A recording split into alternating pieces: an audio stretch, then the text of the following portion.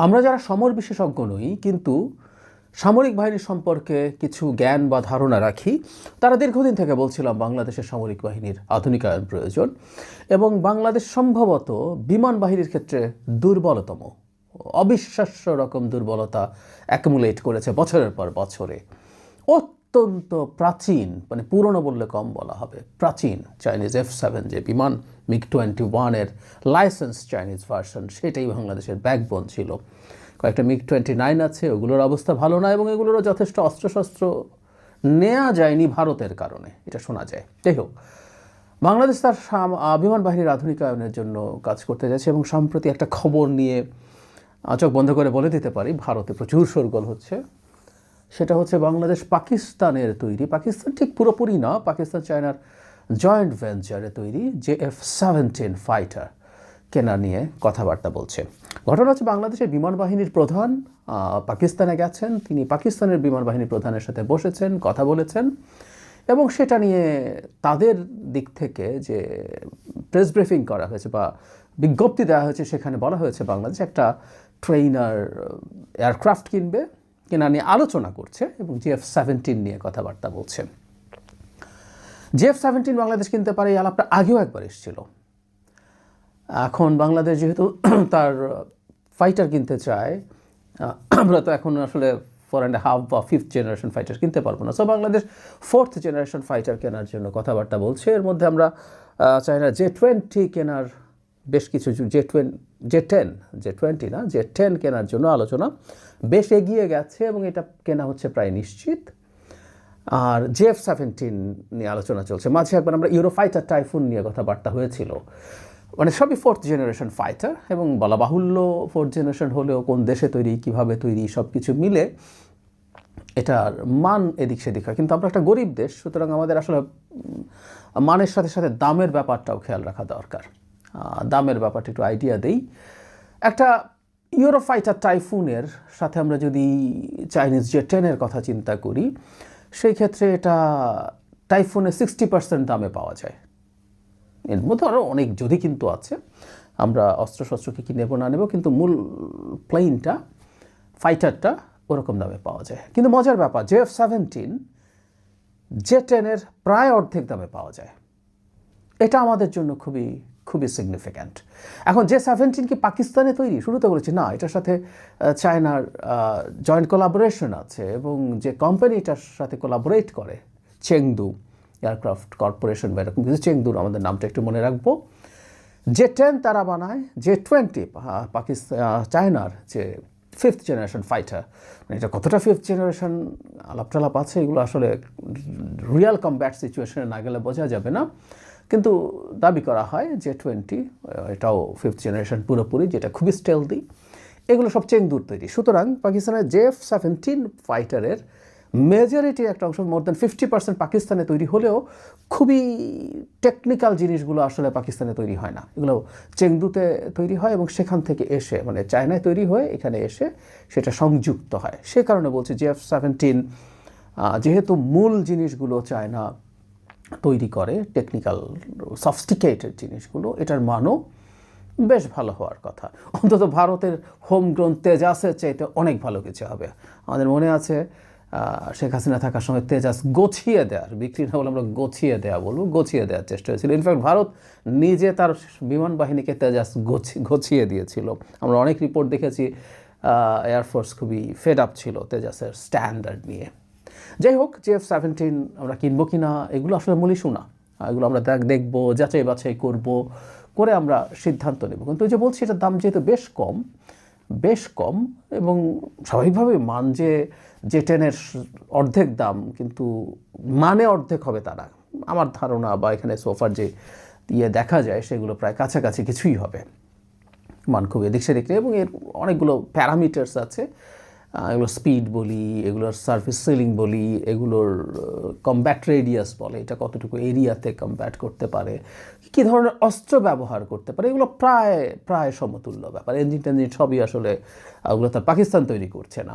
Even এদের block 3 যেটা radar এখন খুবই সিগনিফিক্যান্ট ক্যারেক্টারিস্টিক্স হিসাবে আলোচিত হয় AES রেডার, এটা ব্লক 3 যেটা মানে এই ফাইটারটার 3rd জেনারেশন আমরা এইভাবে বলতে পারি, সেখানে ওই রেডারটাও দেওয়া আছে। সুতরাং ব্লক 3 যদি আমরা পাই, খুবই অ্যাডভান্সড একটা এভিয়নিক্স সমৃদ্ধ একটা ফাইটার বাংলাদেশের পাওয়ার সম্ভাবনা আছে। কিন্তু যে কথাটা বলছিলাম আসলে এটা আমরা কোনটা কিনবো সেটা ইস্যু না, এটা নিয়ে প্রতিক্রিয়া একটু বলি তাহলে আমাদের বুঝতে পারতে হবে। ভারতের পররাষ্ট্র মন্ত্রণালয়ের যে ব্রিফিং হয় সেখানে জয়সওয়াল বলে এক ভদ্রলোক করেন, আমরা চিনি তাকে JF-17 থান্ডার কেনার আলোচনা নিয়ে প্রশ্নের জবাবে বলছেন, আমরা আমাদের নিরাপত্তা স্বার্থ সংশ্লিষ্ট সব বিষয়ের উপরে নিবিড়ভাবে নজর রাখছি। শুধু সেটা না, আমরা ভারতের মিডিয়ার দিকে যদি তাকাই, আমি ভারতের মিডিয়া দেখলাম অনেকগুলো পোর্টালে, টিভি চ্যানেলে, তাদের ইউটিউবে দেখা যাচ্ছে, চ্যানেলগুলোর যে ইউটিউব আছে সেখানে বাংলাদেশ JF-17 থান্ডার কিনছে, সেটা নিয়ে যথেষ্ট মানে এক ধরনের যেটা করে আর কি, বাংলাদেশে এগুলো কিনতে গেলে তারা ক্ষোভ দেখায়, ক্ষোভ প্রদর্শনের একটা প্রবণতা, যেটা খুবই ন্যাচারাল ভারতের দিক থেকে। ন্যাচারাল মানে ভারত করে বলছি, মানে এটা করা স্বাভাবিক তা বলছি না, ভারত এটা করে সেটা দেখতে পাচ্ছি, সুতরাং তাদের ভালো লাগছে না। এখন যে জিনিসটা আমাদের মাথায় রাখতে হবে, ভারতের প্রথম মাথায় রাখা দরকার ছিল, তারা বাংলাদেশের সাথে যে ধরনের সম্পর্ক তৈরি করছে, যে জায়গায় নিয়ে গেছে, বাংলাদেশ বসে থাকবে না। মানে পৃথিবীটা এখন এই দিকে চলে গেছে। বাংলাদেশে ভারতের অবর্তমানে চাইনিজ ফুটপ্রিন্ট বেড়ে যাওয়ার প্রবাবিলিটি আছে, পাকিস্তানের সাথে যোগাযোগ বাড়বে। তবে আমি পাকিস্তান সম্পর্কে একটা কথা বলতে চাই, দীর্ঘদিন শেখ হাসিনার সময় ভারতের চাপে পাকিস্তানের সাথে বাংলাদেশ একেবারে অহেতুক অনেক বেশি শত্রুভাবাপন্ন সম্পর্ক তৈরি করেছে। বাংলাদেশের উচিত পাকিস্তানের সাথেও সম্পর্ক নর্মালাইজ করা। বাংলাদেশ তার সাথে সরাসরি জাহাজে যোগাযোগ, সরাসরি বিমান যোগাযোগ। আমরা একবার দেখলাম বাংলাদেশ পাকিস্তান থেকে আর্টিলারি শেল কিনেছে, সেটা প্রয়োজনে কিনবে। ফাইটার যদি সব কিছু মিলে সব ঠিকঠাক হয়ে ওঠে, বাংলাদেশ কিনবে। এই ফাইটার আরও অনেক দেশ কিনেছে, অনেক না হলে কয়েকটা দেশ তো কিনেছে অলরেডি। মিয়ানমারের কাছে এটা আছে, নাইজেরিয়ার কাছে আছে, আজারবাইজানের কাছে আছে, লিবিয়া, ইরাক এটার অর্ডার দিয়েছে। সুতরাং এটা বাজার পাচ্ছে আস্তে আস্তে, যেহেতু ওই যে বললাম এটার মূল টাফ টেকনিক্যাল জিনিসগুলো, সফিস্টিকেটেড জিনিসগুলো চায়না তৈরি করে, এবং চায়নার সুপারভিশনে পাকিস্তানের বাকি অংশ হয়। সুতরাং এটাকে ফেলে দেওয়ার মতো প্রযুক্তি, এটা পাকিস্তানের হোম গ্রোন এরকম বলে ফেলে দেওয়ার মতো নয় ব্যাপারটা। তো যাই হোক, আমরা কেনার কথা কিনবো, কিন্তু আমি যে কথাটা 5 আগস্টের পরবর্তী সময় থেকে বলে যাচ্ছি সেটা হচ্ছে, বাংলাদেশের একটা সিকিউরিটি অ্যান্ড স্ট্র্যাটেজিক সভরেনিটি থাকতে হবে। বাংলাদেশ তার সামরিক বাহিনীর আধুনিকায়ন কিভাবে করবে, কার কাছ থেকে কোন রকম অস্ত্র প্রকিওর করবে, এটা আমাদের সার্বভৌম সিদ্ধান্তের অংশ হওয়া উচিত। এটা বলার সাথে সাথে কেউ বলবে আমি আন্তর্জাতিক সম্পর্ক একেবারেই বুঝি না। উত্তর হচ্ছে না, আমি খানিকটা বুঝি। কিছু কিছু ক্ষেত্রে জিওপলিটিক্যাল ইস্যুস, ইন্টারন্যাশনাল পলিটিক্সের ইস্যুস মাথায় রাখতে হয়, কিন্তু বাংলাদেশ একেবারে ভারতের প্রেসক্রিপশনের বাইরে কিছু করতে পারবে না কখনো।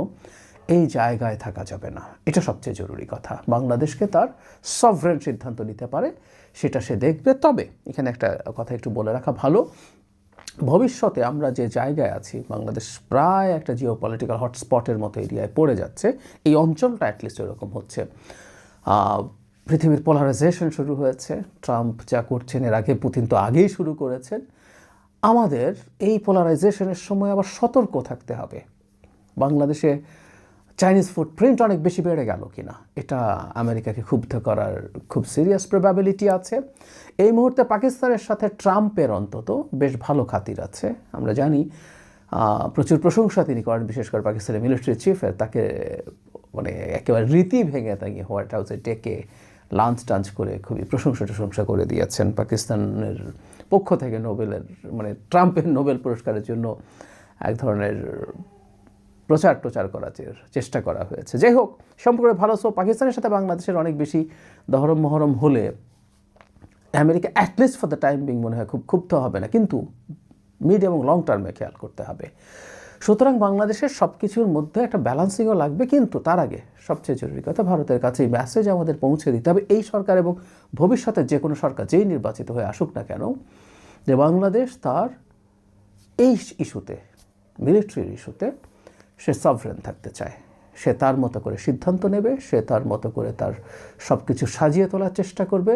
ভারত এসে বলে দেবে এই অস্ত্র কেনা যাবে না, এটা কিনতে হবে, এই ফাইটার কেনা যাবে না, ওটা কিনতে হবে, এই ট্যাঙ্ক কেনা যাবে না, ওটা কিনতে হবে, এই এয়ার ডিফেন্স সিস্টেম কেনা যাবে না, ওটা কিনতে হবে। এগুলো কোনোভাবেই হতে পারে না। আমরা শক্ত থাকি, আমরা যদি শক্ত থাকি এদেশের জনগণ, মানে সরকার যদি শক্ত থাকে, জনগণও এদেশের সরকারের পেছনে থাকবে। এর চেয়ে বড় কোনো আর শক্তি নাই। আবারও ফাইনালি বলছি, তারপরও সব কিছু চিন্তাভাবনা করে অন্যান্য ইস্যুও মাথায় রেখে বাংলাদেশ এগিয়ে যাবে, আমরা এটা চাই। সুতরাং পাকিস্তানের কাছ থেকে ফাইটার আমরা কিনি বা না কিনি, এটা আমরা দেখব, আমরা কনসিডারেশনে নেব, এবং আমরা যদি ফিজিবল মনে করি, আমাদের জন্য সঠিক মনে করি, আমরা কিনবো, সেটা আমাদের উচিত হবে।